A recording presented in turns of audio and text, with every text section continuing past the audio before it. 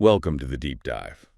Today, we're really getting into that electrifying UEFA Champions League semifinal. Inter Milan versus FC Barcelona. Huge game. Absolutely. And we know you want the key insights quickly but thoroughly, right?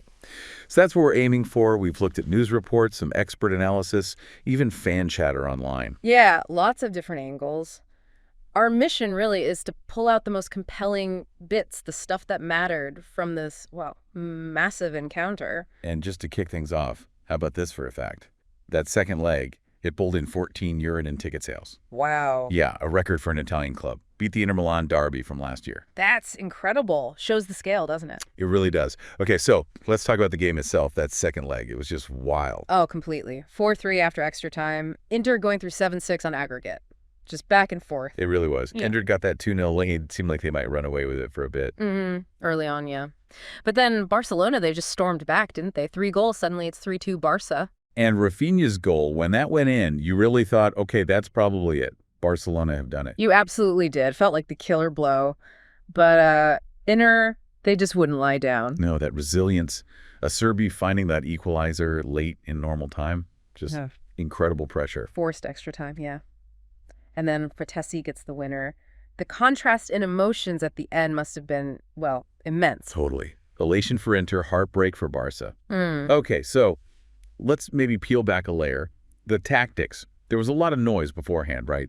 Especially online, sort of framing it as Barca's attack against Inter's defense. That was definitely the narrative floating around, but, digging into some fan forums and discussions, it wasn't quite so simple for everyone. Oh, how so? Well, some fans were pushing back on the idea that Inter are purely defensive. They pointed to, the first leg where Inter scored 3 times. Right, in Spain. Yeah, and a couple of those came from corners. Their argument was, you don't win corners consistently by just sitting deep and defending. They must be attacking to create those chances. That's a fair point, actually. Yeah. So how did that play out on the pitch? Did Inter's, let's say, more balanced approach work against Barca? And what about that high line Barca uses? Some fans were worried about that. It looked like Inter definitely had a plan. Barcelona were missing Balde and Conde, key fullbacks, right? And Inter seemed to really focus attacks down Barcelona's right, maybe trying to overload Yamal, who's obviously brilliant but still young. Makes sense. Put pressure on the less experienced side. Exactly. And then, that high line. Inter seemed geared up for quick counters. When Barca lose the ball high up, there's space, and Inter looked ready to exploit that. It's the risk you run with that style, as some fans pointed out. And speaking of Yamal, despite the result, he really shone for Barcelona, didn't he? His coach called him a genius. High praise. Very high praise. And the analysis backs it up, too. His shots on target numbers are impressive for any player, let alone someone his age. He was central to so much of what Barca did going forward. Definitely one to watch. Now for Inter, Lautaro Martinez, again, just vital. Scored in both legs. Yep, crucial goals.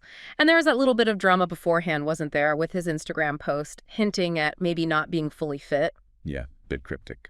So to come through and score like that really underlines his importance. And we absolutely have to mention Jan Sommer in goal for Inter. For sure. Some massive saves, especially later in the game and in extra time, kept them in it at key moments.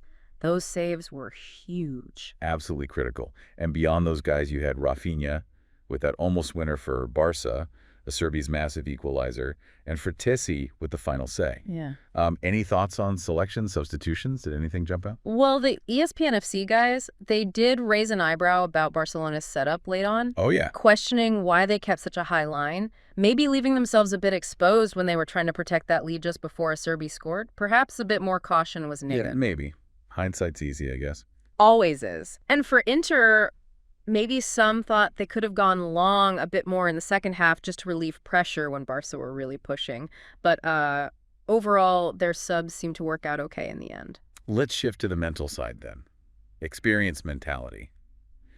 It felt like that played a big part, especially late on. Definitely. That ESPN FC analysis again, they talked about Inter's willingness to suffer for the win. Suffer, yeah. Grinding it out. Exactly. Just digging in, defending like mad in those final minutes. Contrast that with Barca, who seem to want to keep playing their way, possession, building from the back, even under immense pressure. Right. You saw Inter just moving it clear sometimes. No nonsense. Yeah, and the analysts made that point sometimes. You just need to clear your lines, Be pragmatic. It's not always about sticking rigidly to your philosophy when the stakes are that high. It's that second wind idea, too, isn't it? Finding something extra when you're exhausted, mentally and physically. Inter seemed to find that in extra time. They really did. And that's where experience often counts, doesn't it? Knowing how to manage those final frantic moments, it can genuinely be the difference. So, zooming out, what does this result mean in the grand scheme of things? For Barca, that treble dream is over. Yep. La Liga, Copa del Rey.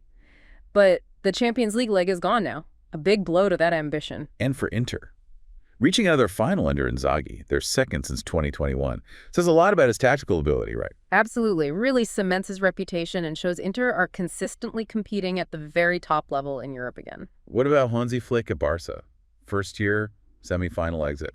Mixed feelings, maybe?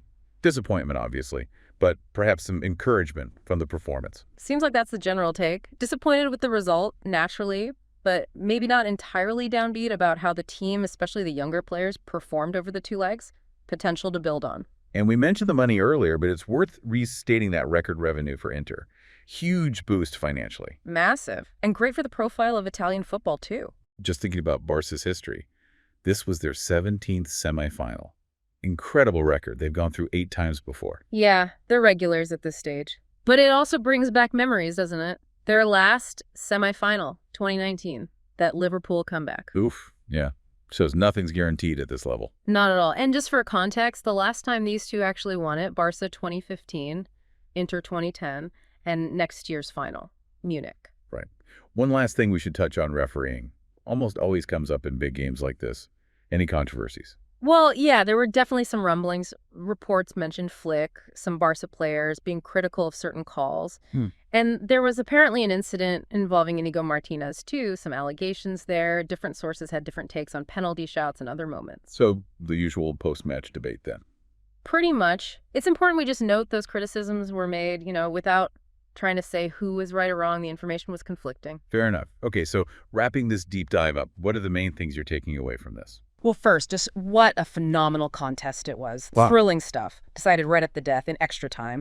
Second, the tactical battle was fascinating. More complex than just attack versus defense.